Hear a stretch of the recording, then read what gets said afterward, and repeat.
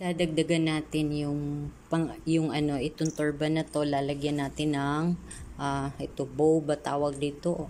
Yan yung ribbon pa ganyan, bow yata yan. Hindi ko alam yung English niyan, basta ang tawag ko dyan is yung ribbon. Tapos yung tinahi ko ito,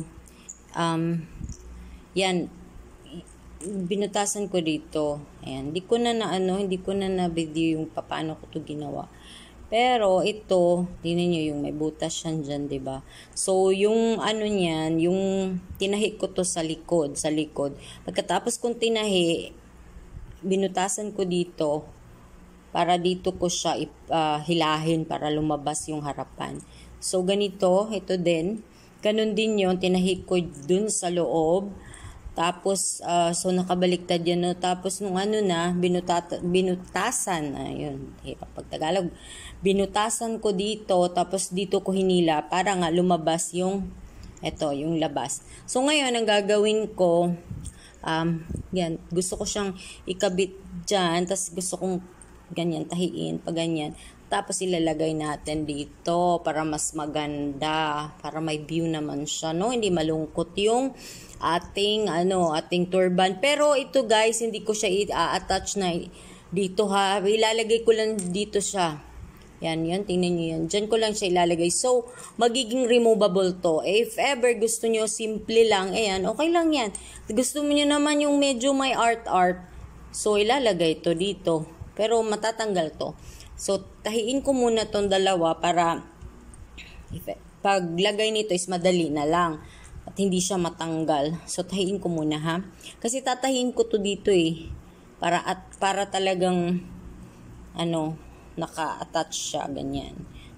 Ayan siya. Tatahiin ko dito sa gitna bago ko ilagay dyan. So, ganito lang yung gagawin kong tahi. Ayan siya. Ganyan. Yan lang, ipapasok mo lang na ganyan lang yung style ng pagtahi hanggang dito sa dulo. Hanggang sa dulo dito. Tapos mamaya hihilahin mo. Pag nahila mo na yan, magiging ganito siya, 'di ba?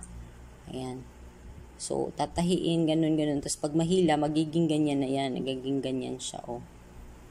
So, tapusin ko muna para ipakita ko sa inyo, ha? So, yan, tapos na. So, hihilahin mo na lang to. Lahin mo lang yan. Ayan siya. Ayan. Pag nahila mo na to, ganun, hilahin mo lang tong sinulid. At, diba, tingnan nyo ha, pag hinila ko. Ayun, oh. Kakaroon siya ng yung parang design. Oh, hilahin ko pa. Oh. Oh, diba? Ganyan yan. Ayun. Tatahiin ko muna doon, tapos ilalagay na natin. Hilahin ko pa nga to para talagang may design. Tapos ilalagay natin dito. So, tapusin ko muna itong paghila, ha? So, ito na. Tapos na.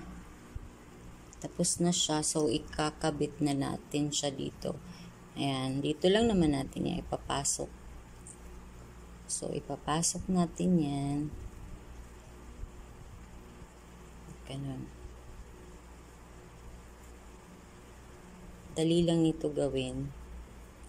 Basta ipapasok ko muna. Ipapasok lang natin ito dito. So, yan, napasok na. Ayan na siya, oh. O, diba, mas bongga siya tingnan. Ayan. Ang ganda, no? So, lagay natin sa manikin para mas makita nyo gaano kaganda. So, this is the final result of the turban cap that I made. This is from an old t-shirt.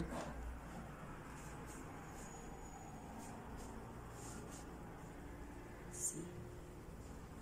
I'm so happy for the result. Thank you, Lord, for the idea.